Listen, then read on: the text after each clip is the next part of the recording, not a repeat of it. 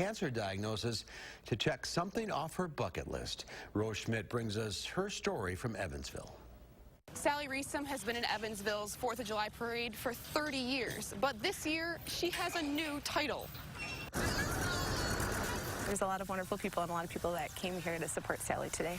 She has just a charismatic way about her that really makes you root for her. And that they did. 3 cheers to Sally!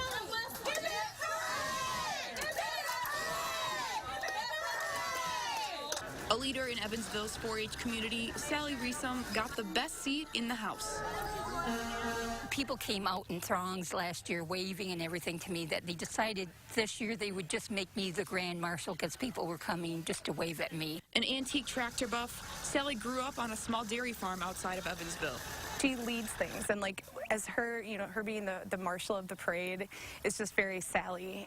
Sally invited Annika Bausch to join her on the float. She's a registered nurse at the UW Carbone Cancer Center. Even though I gave Sally very bad news, she immediately had the idea in her mind that she was going to beat this. 2.5 years ago, Dr. Deming told her she only had a short time to live. I was worried that her daughter's wedding was coming up and she may not be in good enough shape to be able to go to that wedding. But she did, and hospital staff knew she could make it even further.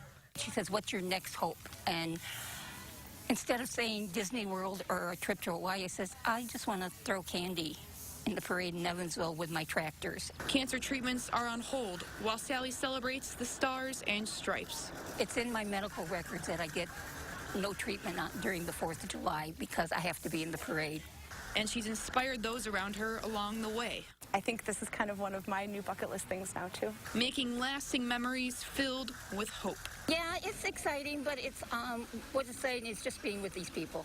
Up next on Sally's bucket list, quilting and spending time with people she loves.